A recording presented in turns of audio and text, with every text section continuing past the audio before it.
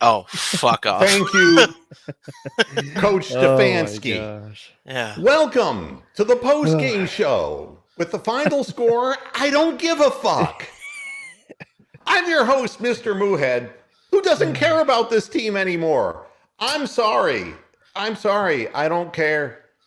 I just don't give a shit. That's the honest to God truth. I'm watching the Cleveland Cavaliers every other night, and damn it, I have more fun watching that team. I never get butterflies in my stomach. I don't expect them to win or lose. I just expect them to try to do the best that they can do. And by God, when they get on top of teams, they put them away. They actually have bursts where they have 12-0 runs in both halves of every game they play in.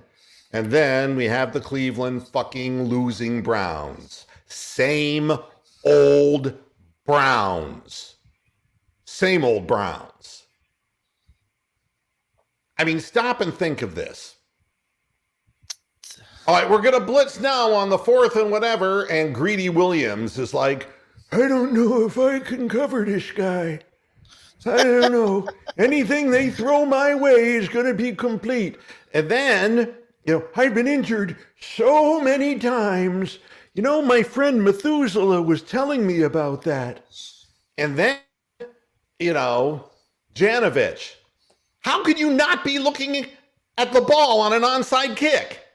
How is that fucking possible? I'm tired of the excuses. I'm tired of Stefanski. I'm off. I'm finished with this. I don't need it. This is a clown show. An absolute clown show. Fucking the most pathetic thing I've seen since Thursday. I mean, that was pathetic. Absolutely pathetic. Felt like the same damn game. Legitimately. Steelers fucking Vikings, and then this game. Same exact huge game. leads, and then goodbye. Man, Stefanski really does want to be like Mike Zimmer, doesn't he? Oh, you can tell. No, he wants to be an ostrich. GG is right. He's an ostrich. I mean, and you know what's amazing about it? It's almost like he's on the sideline shaking his head like it's already happened, okay? It's like, God is doing this to me. Well, I did call the onside kick. I knew those fuckers.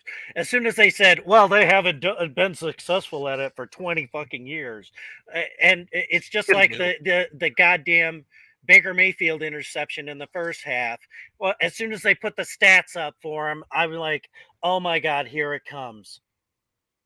And sure enough, he throws inside, the receiver goes outside, and it's an easy goddamn interception. Now, I mean, look, I'll do Kevin Stefanski shaking his head and saying, why, God? Same old Browns. Thank you, Lord. The Lord has spoken in all of his wisdom.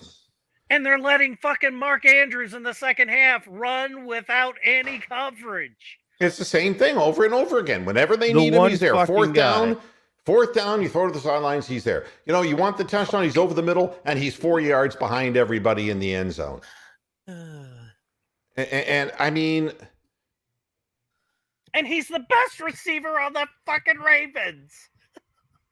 You want to know what's amazing?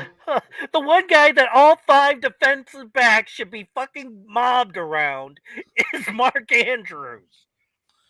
And we say this every time we play them. Malcolm Smith is Malcolm in the middle. The middle of the end zone, and the play's always on the back of the end zone. What in the fuck? 5 yards behind. What is he doing? It's not that we couldn't run the ball. We didn't try to run the ball. And everybody's 7 yards off the goddamn receivers at the line of scrimmage. It was bright as day. You knew Chubb was going to break something. And Stefanski's like, let's just throw the ball downfield. Yep. And not only with that, nobody open. You could see what they were doing with Chubb is they were sealing off the outside and making him cut back in.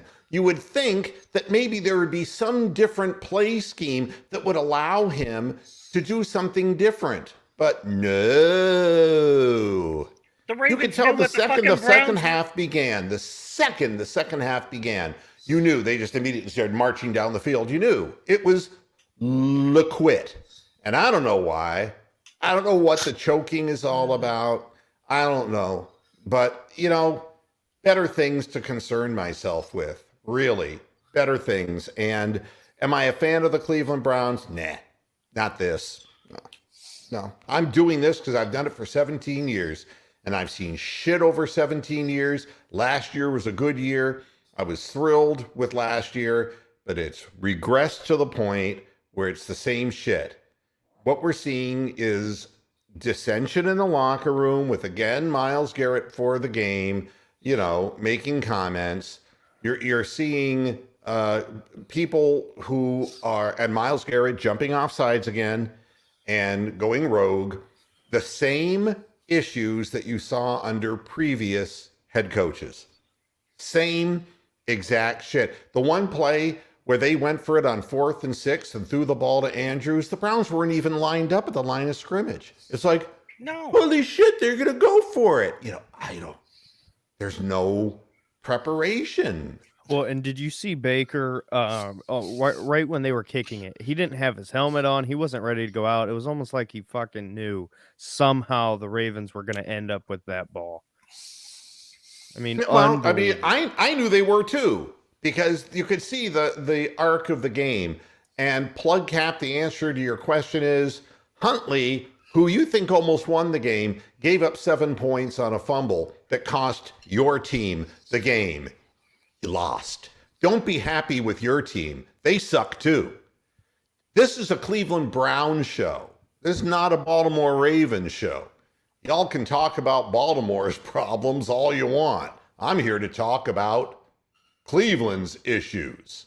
Now, on the last play, that's interesting. You had JOK blitzing. And the interesting thing about this, no, they blitzed on the play where Greedy Williams gave up the long gain to Bateman. But it got picked up because it was obviously like a predictable thing. I don't know. And I don't know who was blitzing because the network didn't really show us what happened to that play. They showed us the catch, but they didn't show us what the quarterback was seeing and where it was coming from. JOK was coming in from the right side of the Browns line and came directly through. Huntley did what any young backup quarterback would do. On a 4th and 6, he threw to the check down. And you can't do that. On a 4th and 6, you have to go for the sticks. You can't do a check down. You can't count on the Browns giving up all these points, allowing you to kick field goals, allowing you to score touchdowns, allowing you to convert off sticks, and then expect Bateman, 4 yards behind the sticks to get that yardage on his own. That's just not going to happen. So who would I rather have? I'd rather have Baker than have Huntley. And I think your post-game show, Plug Cap, would rather have you than this one.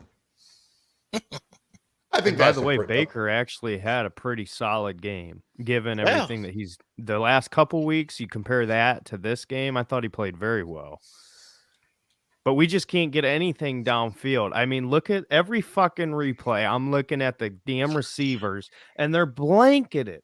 I mean, the catches that Donovan Peoples-Jones made, every single one of them, he was practically covered. I mean, the only way we're completing...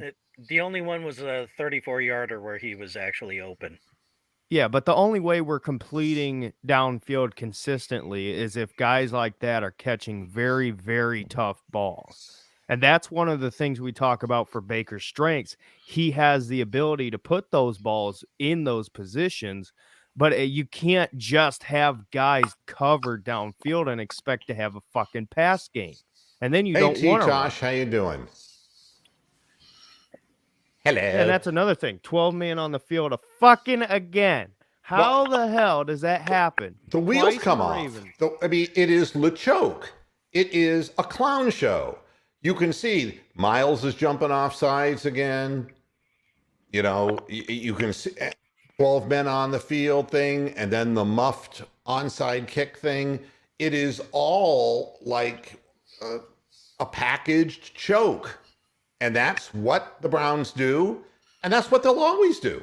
Because there is too much of negativity in this organization that emanates from somewhere that they can't build on a good year. Instead, the good year is an outlier, and whatever happens, just regresses back into, and it's like there are going to be some people say, yeah, we're 7-6. And you know that the idiot will say, well, win's a win.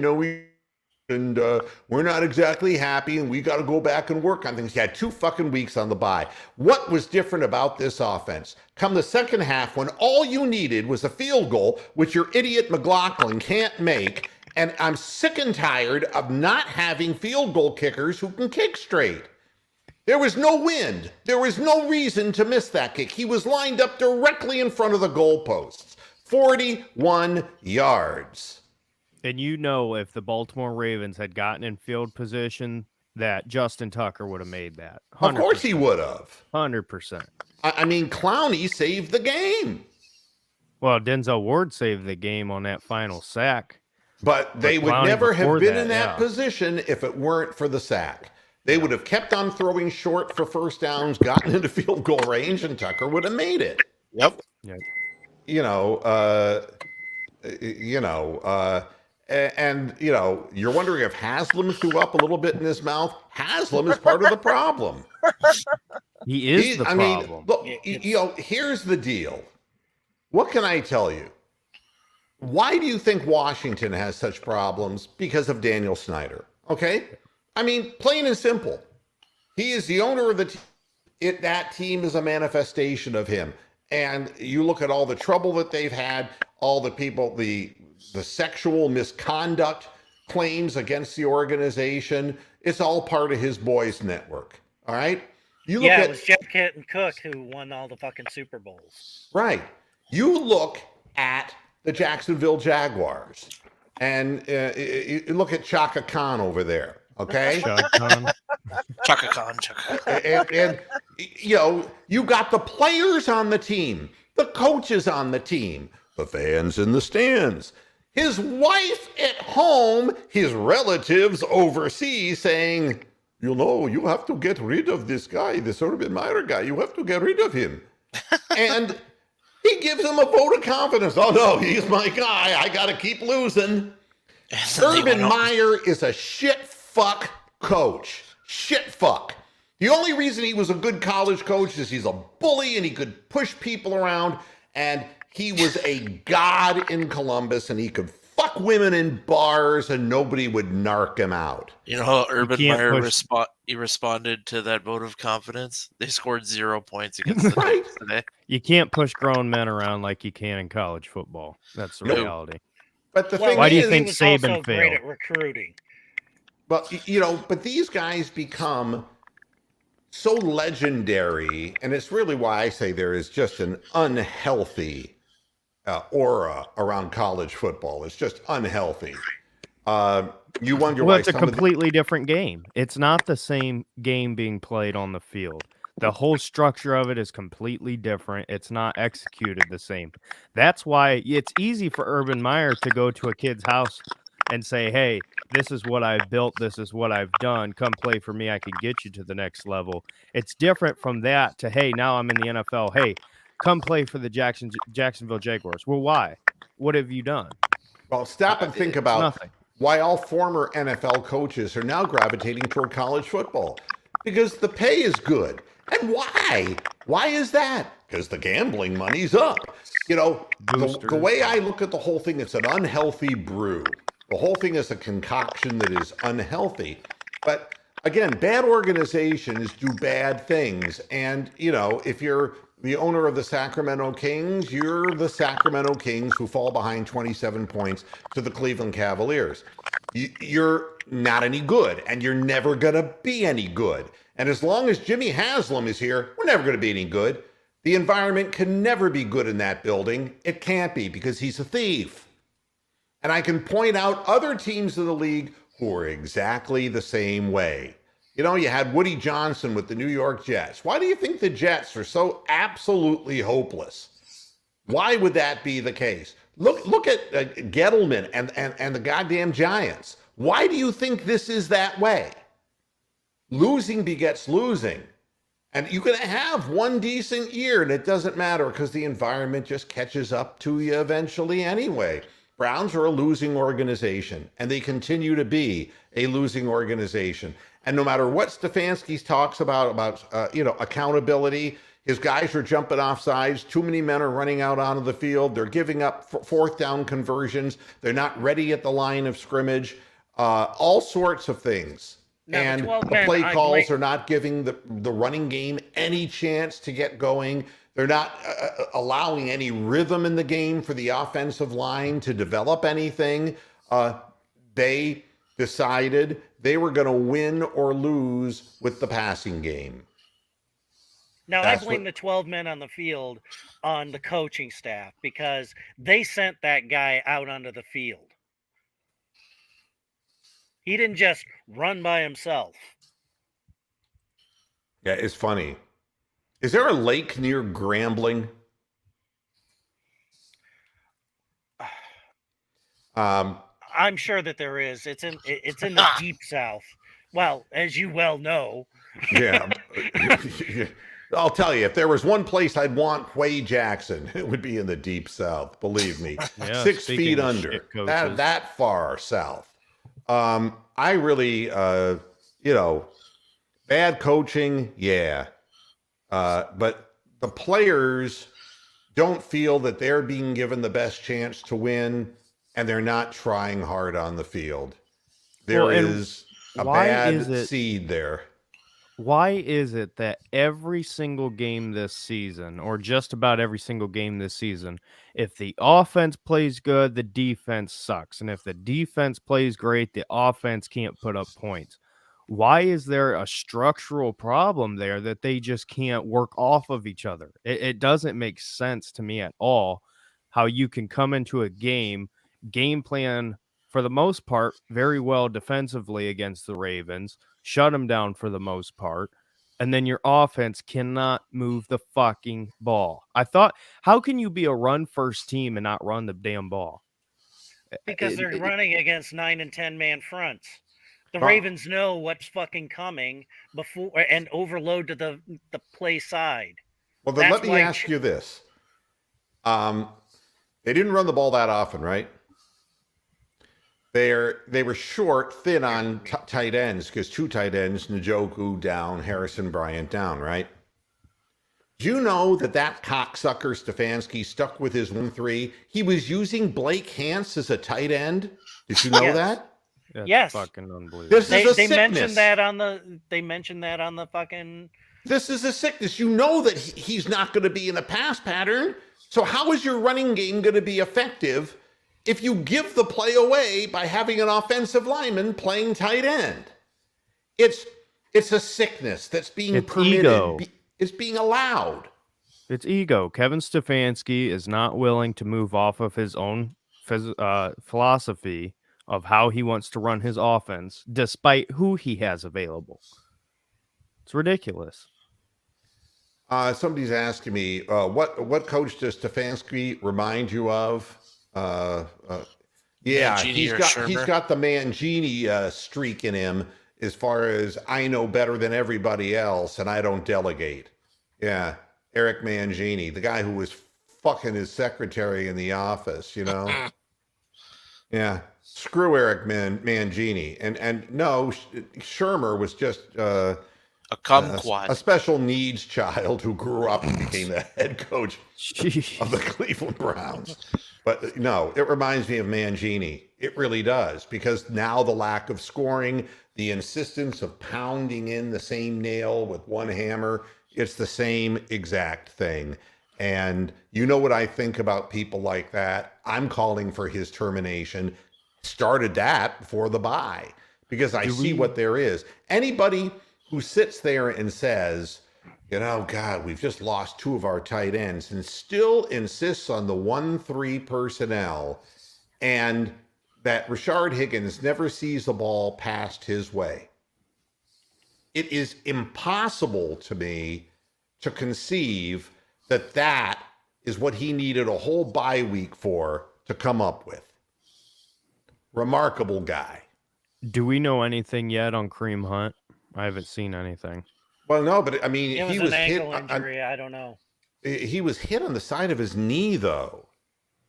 Was it the same knee or leg that he had problems with before? Well, It was the left I had, knee that he got hit on. I don't know what the problem was. I'm trying to remember when he got up and was limping. Well, I've got him. I had him starting in FanDuel, so I've got questionable ankle. Okay. Yeah. Well, I mean, He'll be getting tests tomorrow per Ben Axelrod. Says he wanted to fight through it, but Browns opted to hold him out. Of course they did. Not that they were going to run the ball anyway. Like I said, Clowney made a huge play on the last drive that should never have been a drive to begin with. And again, you don't have speed at receiver, and you refuse to use Demetric Felton in the slot role or in any role as a receiver. He was there in the slot. They just used him as a decoy. He was running the decoy routes. They're all decoys, all of them, except for Jarvis Landry are decoys. You know, the Ravens fans are real quiet now. You know something? You won by 2. Who y'all play next week? Look, Play next week? None of these teams are any good. All right, the AFC North blows, and each team is taking their turn at fucking up. And you know, now Cincinnati will manage to lose to Garoppolo and the 49ers. This is the way the division has gone, and this is now all Cincinnati's to grab. You understand that? Ravens play the Antichrist, Brian. Yeah. Well, I mean, no, he was asking who the Browns play. Oh. The Browns play the Raiders. Yeah, and Saturday, the Raiders just laid down. They laid down this week. I mean, the Browns play Saturday. Yeah, the Saturday game. Saturday at 4. I believe so. Yeah, I think it's not Christmas. Ain't next week, is it? 2 weeks. No, but you're getting into that year where the NFL likes to fuck around with the schedule, and but the goose is getting fat. Games, and Oh. Yeah. Oh yeah, because college. Yeah, because college is no longer. Yeah. And you know, and see, Cincinnati has everything right now, everything to gain. But every time a team has an upper hand in this, they find a way to fuck it up. This is really, nobody can go home after a game like this and feel good. And I'm sure that Joe Shipley, he's going to spin saying how wonderful Huntley was. And he did. He stepped in and did a good job. When he was called off the bench, though, he made a couple of mistakes. But in the second half, he was very, very good. But they're not going to win anything with Huntley. Jackson. No, sorry to say we're not crying, Joe. We recognize that the Browns should have actually lost this game. Yeah.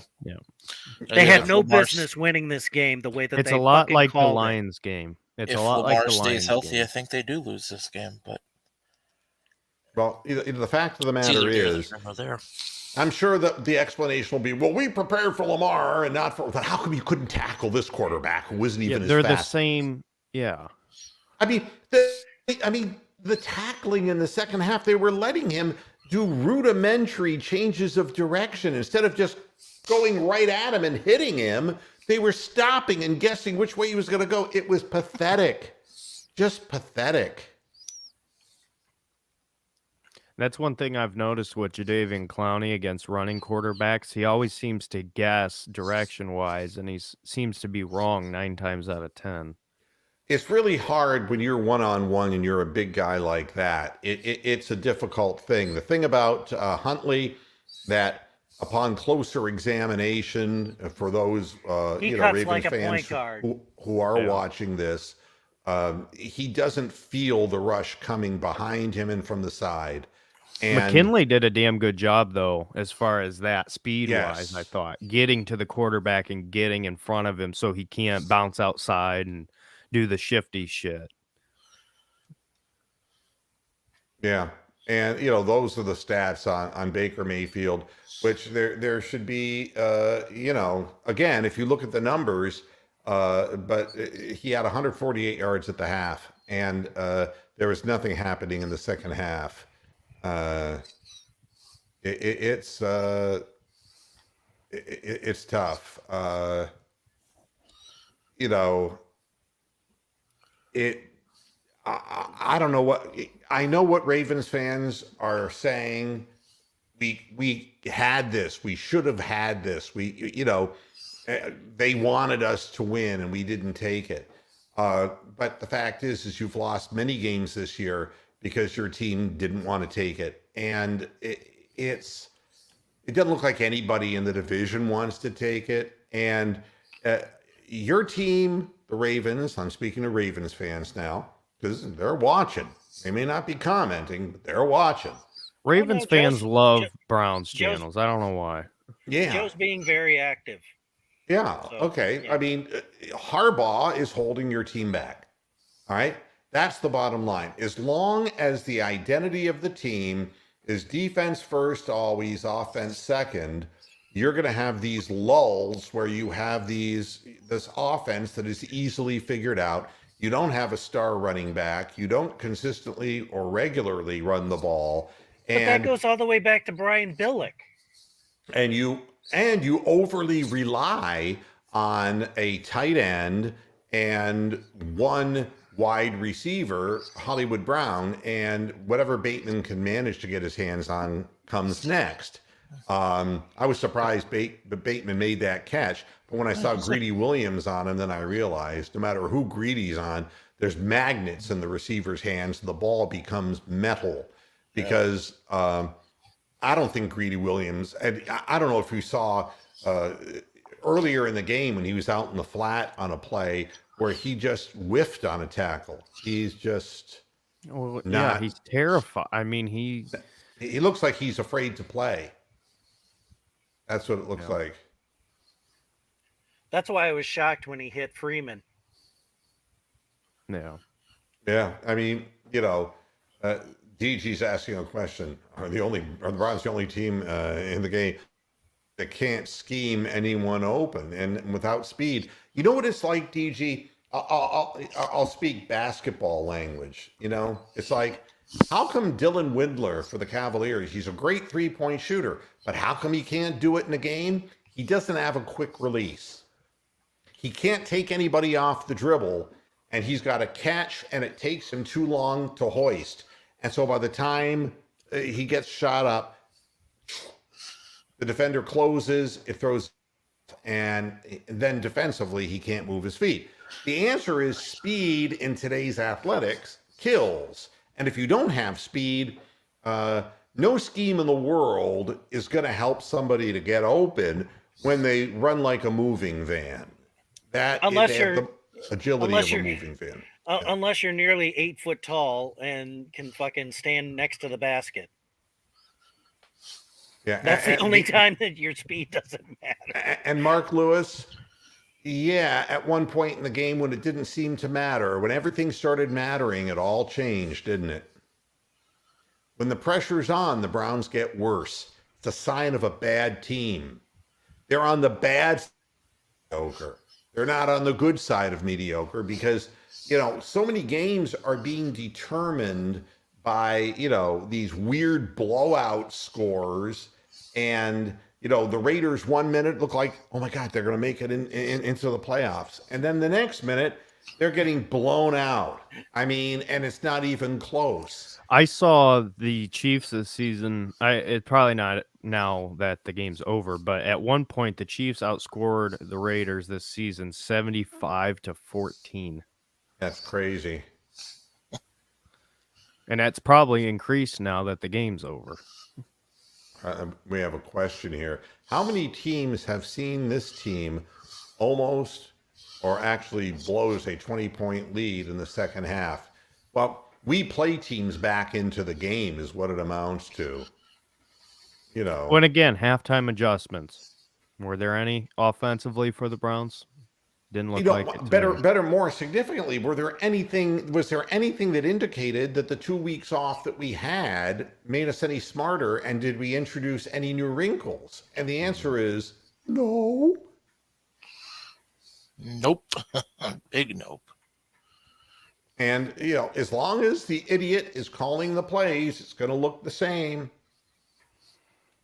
And, this week's over with and we're going to move on to the next one.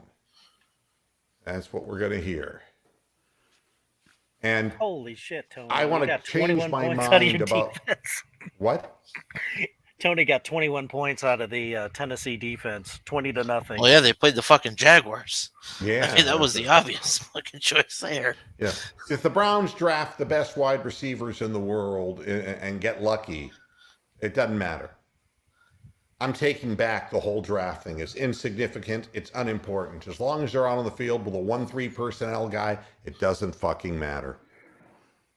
They did hit big on JOK and Newsome, though. I mean, I know Newsome. Yeah, JOK is a fine player. Yep. Great JOK player. is. They said today on the broadcast, I don't know if you heard analytic, and I know we talk about analytics too much, but he's graded as like the best ranked rookie right now. Yeah, and that's with Micah Parsons playing out of his mind weekly. You look at JOK and the plays he's on the field. It isn't. I mean, you see the speed with which he attacks plays, but you saw on that play in the flat where he just held onto that guy's legs until he got help. Yep. He just is a really solid tackler and has a nose for where he's going, and he gets there real His closing quick. speed is elite as they come. And Joe, it really isn't a good win because this game should have wound up a 31-10 game and been done with it. That should have been what it was. And we let you back in, and there was no excuse for what the Browns did. And, again, I have respect for Lamar Jackson, but like I'm telling you, I don't say it because I want something bad to happen to him. And I really don't think anything bad happened to Lamar. But the fact is, the next time something happens and he gets clipped down, he could tear out his Achilles tendon. That's the first thing he grabbed at, by the way. And we've seen Lamar. We've seen Lamar do this a couple times now, where if he'll take a hit, he'll be hesitant to run again. So now that JOK hit both ankles, you're going to see him start dancing around a little bit more versus how he normally would just take off. It's kind of like the psychological thing with Baker of dancing in the pocket versus just letting it rip. It's almost the opposite for Lamar. He'll dance around now because of the injuries versus And just Baker running. started with the happy feet. When he goes back into that pocket and his first two reads are not there, he just starts hopping around like a cat on a hot tin roof, and he throws the ball into the ground. But I can't blame him, though. I mean, again, nobody is there. And he's not fast enough. And that's the thing they kept saying, his mobility is mobility. Well, that's the problem. You have a quarterback who's not nearly mobile enough to make big-time plays with his feet. And because of your lack of getting open downfield or anywhere on the field, you're forcing him to try to make plays with his feet. You can't have your offense working like that. Early reports indicate a sprained right ankle for Lamar. Yeah, I mean, he's not going to be gone for long. And I don't want him gone for long. Nope. But the fact is that he will be crippled and he will have a debilitating injury within the next 2 years of his career. If not further down the line this year. I keep saying it, and each time, I mean, do you really think the Lamar that we saw 2 years ago rolling out like that would be caught up to by Koromoa and clipped down like that? Do you think that when he ran draw plays up the middle, the guys would close on him and drag him down? He is not the same guy. He's not getting the big yardage plays on the ground. Teams have schemed against him. And he's not getting there as fast. And why we go to the prevent defense, it's because the coach's mentality is shrug. Well, I'm going to get the ball back at the end of the game and we're going to force them to use all their timeouts, yada, yada, yada. And by the time they get the ball back, and what he didn't take into account is that for the first time in 20 years, and for the first time in his career, Justin Tucker would kick a successful onside kick. Yep. You see, they never do. Bad coaches never do the right thing. And their line of thought is, instead of, we're going to go out and grab this man, because we were all saying, man, that all we heard, we take them one at a time. We have to win this week. Did this team play like they had to win? They looked like they were afraid they'd lose. The first half they did. In the second half, it was like, but again, it's adjustments. It's adjustments. The Ravens made adjustments offensively and defensively, and the Browns came out and said, all right, just keep going. And that's it, Dominic. Dominic, I keep saying this about Stefanski. When he sees the analytics, and it's like, well, the Ravens only average giving up X yards per carry, and that's the best in football, he abandons it. He jettisons the running game. He is the anti-Bill Belichick. Bill Belichick will do what it works until you stop it. Stefanski looks at a sheet of paper and says, can't do it. And it would be one thing if you said, all right, we're going to have a more heavy pass game, in this game. Do a better job in the game plan of getting guys open. Yeah, they're not the fastest, but still, I mean, you can get somebody open more than we did today. It just does not make sense how you can come in and want to pass the ball and then have no plan of how to do it. And again, 2 weeks, 2 fucking weeks to come up with ways to get guys open. They're not going to get open. Jarvis Landry is beat up. Donovan Peoples-Jones has been injured. Rashard Higgins isn't even playing. So what is there? you want to hear the quote from Stefanski? Oh, sure. Let's have some fun with this. You can probably fucking guess it. Oh, ultimately, we went out there and did what we set out to do, which was get a division win against a really good team, and I'm proud of our effort today. Therein lies the problem. Yeah. I mean, Jesus Christ. And that tells the players, high five, go out and do it again, go rogue again next week. Yeah. Next man up. Keep playing 19 yards off the fucking receivers. And, it's, what's amazing to me? What's amazing is Austin Hooper can drop more passes and keep walking out there, but Demetric Felton can drop 2 punts and you'll never see him on the field again. Do you notice that JoJo Natson is so short? He reminds me of Michael Jackson singing ABC with the Jackson 5 back in 1967-68. He's this little guy. He's about the size of Gerald McNeil. But the difference is his stride is so short, he's not going anywhere. He starts running in a direction and he doesn't go anywhere. Remember, though, he's coming off of a torn ACL also on top of that. A mosquito off the lake could knock him over. But what my point is that Hooper, for $40 million, can drop as many passes as he wants, and he keeps playing. And a guy like Felton, who you'd want to nurture if you think there's anything to him whatsoever. And what we did is we rewarded his early season heroics by never playing him again. And then when he makes mistakes, you get his ass out of the game. You're never going to return a punt again. That's the coach.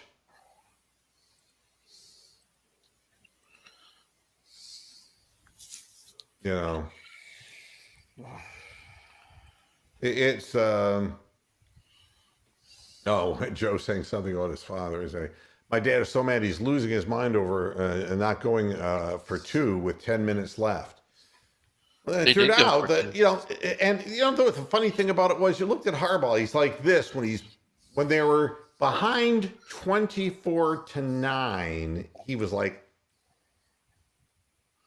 he saw the Browns falling apart. He's seen it a million times. Yeah.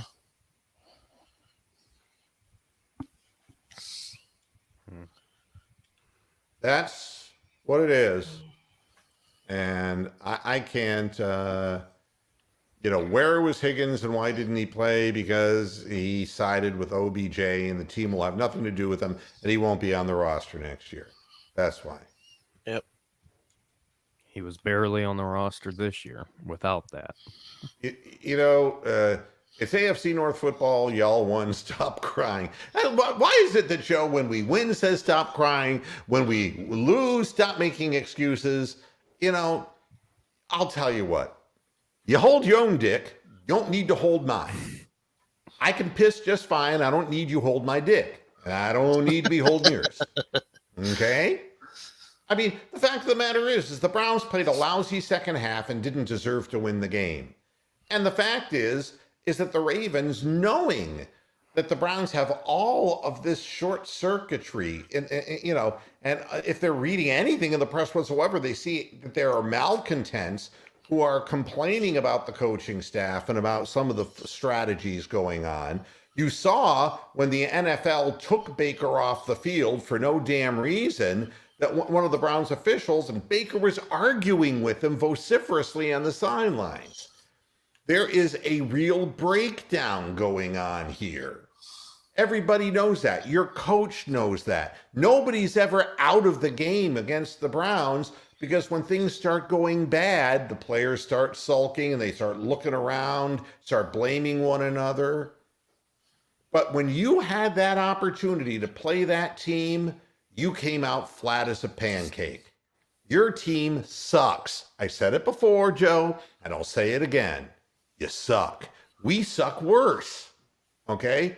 And now the question is Cincinnati better, or do they suck just as much? Well, right now they're losing 3-0, so. But they're driving and have the ball in the Niners' 25-yard line. Yeah. I'm sure. Cincy's a very young team, too. I'm sure Jamar Chase will break both of his fucking legs because I picked him in fucking fantasy now. This is a ritual of a passage Terry McLaurin in every program. Brian picks Terry McLaurin. 0 fucking points. The best receiver on Washington. With no Logan Thomas on top of it. Just pick every player on the team we play every week. Maybe that's the key to turn things around. And by the way, Joe, here you go. I was tempted to pick Lamar. This is Lamar. I should put it on his ankle, though. Does this thing come off? Look at Topaz looking at you like, what in the fuck? Oh, wait. Yeah. We'll make it his rear legs. I am so childish, aren't I? Oh, no, it won't work exactly. You need to get one of them mini helmets. Get a Raven mini helmet put on there. You should make it the cone of shame. Yeah, it's. He can't lick his own ass anymore. Jesus, in a 3-0 game. You know what I would say about all this? It's like. What is Zach Taylor doing? The what does he ever do? The whole idea of they should make a movie about Lamar Jackson in a walking boot called Das Boot. That's what I think. Oh, that is just so funny. Or the Haagen-Dazs boot. The Bengals have it 4th and 1 from the Niners' 19.5-yard line, and they're going for it. They're going for it instead of settling for the field goal. Is this in San Francisco? This is in Cincinnati. Oh, fans will love this then. Yeah. Oh, no, Burrow just walked off the field. They are kicking. Oh, they were trying to get him to jump off sides? That sounds Zach Taylor-esque. Yeah, he took the timeout and Joe Burrow walked off the field. Isn't it amazing how you can be friends with McVay and then get a job in the NFL? Yeah, well, there's a lot of things that amaze me. It amazes me that Major League Baseball endorses and recommends gambling now, and Pete Rose will never get into the Hall of Fame. Right.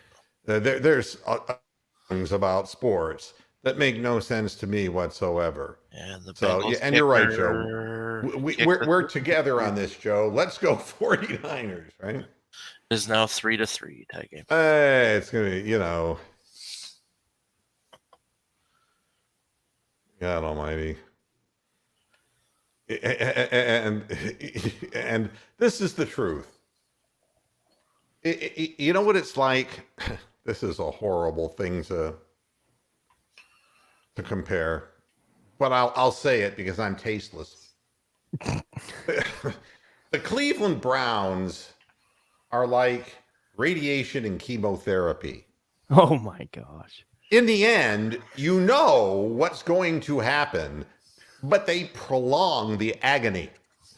That's how I look at the Cleveland Browns. You know where the season is going, but they'll win a game like this for whatever reason and declare victory and say how proud they are of the victory. And then next week they'll step out in the field and give up 220 rushing yards to the Raiders, right? That's Unless I pick Jacobs and maybe he'll break both ankles or something. yeah. Please don't, because I have him on fantasy. Oh no. So Hopefully let's it's not see. a money league. Well, actually, it is. Yeah. So we actually ran the ball 29 times, but Baker ran it 6 times. So really, our running backs handled the ball 23 times. And as far as passing the ball, there were 32 pass attempts. So we were pass heavy 32 to 23, and we allegedly have the 2 best running backs in the league. And the best offensive line. Yeah, all right. And, prize, it's amazing. Who shot JR, right? These are cliffhangers, folks. Our cliffhanger ends up, Blake Hance is going to be a tight end. Kathy Lee where's Kathy Lee Crosby?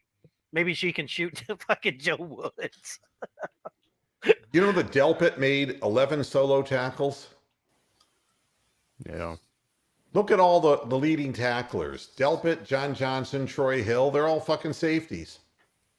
I thought Delpit had a quiet, good game today. Yeah. You didn't hear his name a lot, but I thought he played pretty good.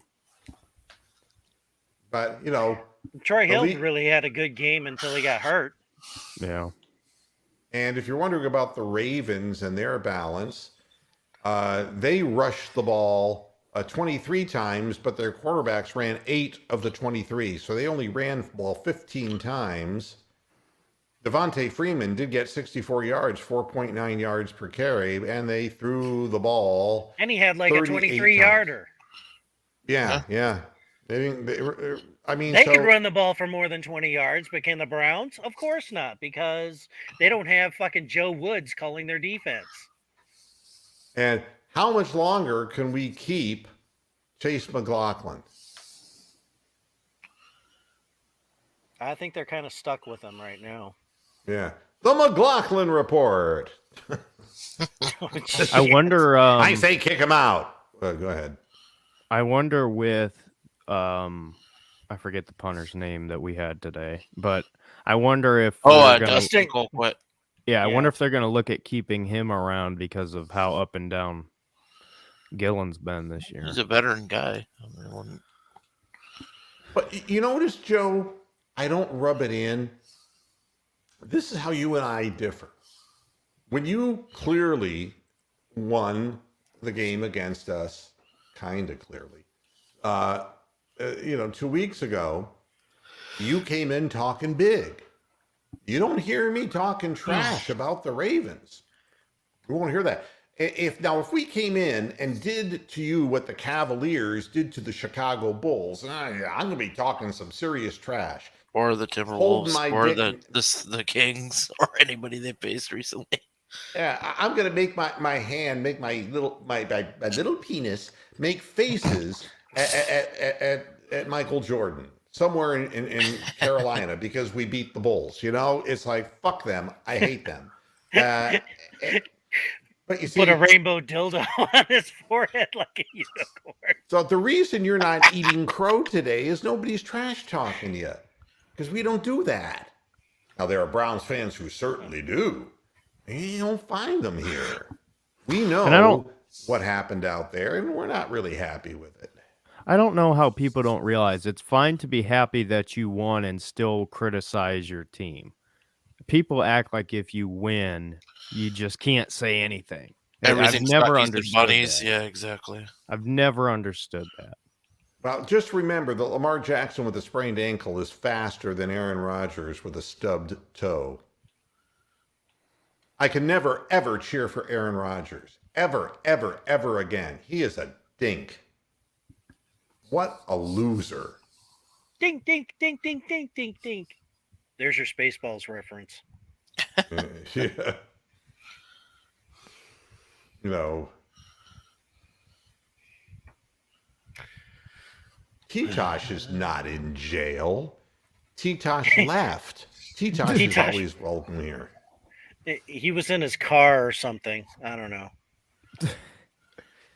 It sounded like he was fumbling around with a goddamn broken Rubik's Cube or something. In my mind and in my car, we can't. I'm sorry.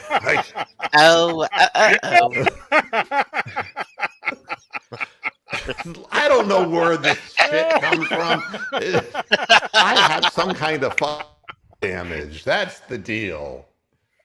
Oh my God. Too many years in radio. I know. And it killed the video star. That's the damnedest part of it. Yeah, I'm completely buggled. Yeah, I met a guy on, when was it? Mexican Friday night. radio. Who, Back in 52.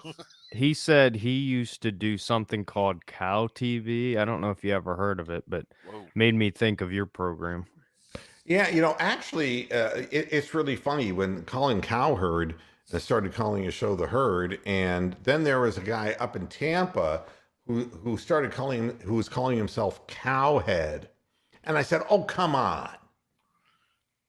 I mean, Moohead is a really shitty name. Why would you copy what I'm doing, for God's sakes?" Might be a dumb question, but when you were back in the radio days, did you still use the name Moohead? When I was a disc jockey, no. I was known as Mr. Moohead to all my staff. I was Moohead. Yep, I've been Moohead a long time. But no, not as an on-air kind of thing. And really, the only reason I called it what I called it was because of the nickname. And it has nothing to do with anything else. There's nothing about me that's really particularly cow-like. I'm not docile. I'm not a vegetarian. Well, you used to be fatter than hell, so that. I still qualify as a heifer. You can tip over when you're sleeping if somebody pushes. Yes, that's true. That's very true. Or and I am the way I am, just cuz. Yeah, and you know something? You'll be crying at the end of the year, Joe, when you choke again in the playoffs. You want to talk trash? We'll talk trash. Lamar is a bozo. He's empty up here. He's stupid. Dumb. He has no business sense. He's got no deal, and now he's got a busted up ankle, and he's one hit away from being crippled. They're going to RG3 him, so help me God, because that's all your team has. Once you scheme for Huntley, you know what Huntley's going to do if you put the blitz on him? The same thing he did on the last play of the game. Because he checked down on a fourth. What a dumbass. And that same thing with the whatever you call it. Play a great game. Didn't Huntley play a great game? No. The intentional grounding, same thing. He panicked and just chucked it. That's right. That's my panic noise, Joe. I don't, actually, it's kind of like Jerry Lewis. Hey, lady! I don't know how that got started. Freud Laban. Oh, God. These shows do go sideways now, don't they? Is the password Freud Laban? That's the Animaniacs reference for the show. Touchdown 49ers. And of course. You tell him, Roxanne. Oh, win is a win, Roxanne. Oh, God. A win's a win unless you should have lost. Where's the Stay Puft guy when I fucking need him? Oh my! Do you know what the truth is, Joe? The truth is, you had the game in your hands. All your quarterback had to do was throw a few more short passes. He again gets blindsided. He was lucky he didn't fumble the ball when Clowney hit him, and then he panicked on the important, fourth down play. And we are titanium. Oh, You don't understand. Knock me down, I will not fall. The Browns are titanium. Okay. And Sing now it, that Roxanne. everybody's eardrums are completely fucking blown out. God, yeah, no, Topaz just, he's like, what the hell's going on here? Is there a fire in the house? Are you going Right, to at follow least that this guy up with feeds the me. Roseanne Barr version of the goddamn national anthem? If I don't answer Edward Stump, Edward you've asked the same question like 4 times in the chat, dude. And I keep telling you, you don't want to believe me? I'll say it one more time. He sided with OBJ, lost the respect of his teammates. He's only out there on the field to be a decoy, and he's not going to be with the team next year. Now, if you ask the question again, then I'm going to go Chris Berman on you. All right? Don't make me do that. Because when I go Chris Berman on somebody, it can be really insulting. Now everyone's wondering, what's he going to say? Ronaldo Nehemiah was a bullfrog? Right. No, do you want to know what he would say about Edward? No, Edward's a good guy. Edward's a good guy. I'm just messing with him. Edward, in the chat room, let me know. You know that I'm just messing with you, right? I love you. I love you, Cleveland. You know that. I don't know if he wants to respond to me anymore. I'm so far behind in the chat. It's like he's taking notes on your Higgins answer. Joe was, oh, please go Berman. Go Berman on him. I'm not going to do that. Are the receivers Yeah, I'm not bad, seeing or any is the response QB from that Edward. bad, or is the coaching that vanilla that I could cover these receivers? It's a combination of the three. Yep. The play calling is terrible. Baker is injured still. And He's still wearing that sling. none of the receivers can get any kind of real separation outside of play action. When it's a straight pass play, forget it. And the defenses all know what's coming. It's too predictable. I see Joe wants to continue talking trash, so I have to go Berman on him. I'm sorry. Uh-oh. All right. Joe, full of Shipley. You see, this is, and seeing as how Edward was dumb as a stump. You see, this is the way. Oh, see, I would have gone with like Edward Fizzlepenis or something like that. Yeah, my mind works in mysterious ways. So now you're gonna go Stephen Wright on us?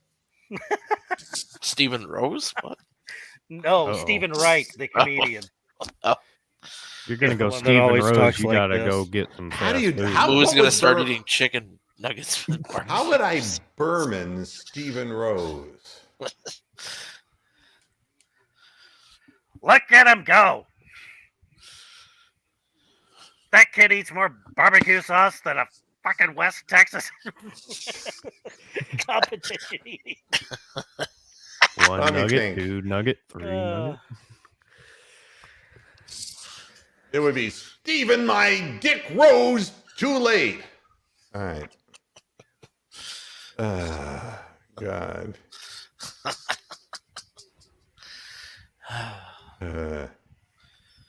Heston Wireman. That's a good porn name. The Wireman. Yeah, Heston should be Cheston. Cheston Wireman. So you keep milking his mom. What? I don't know. what?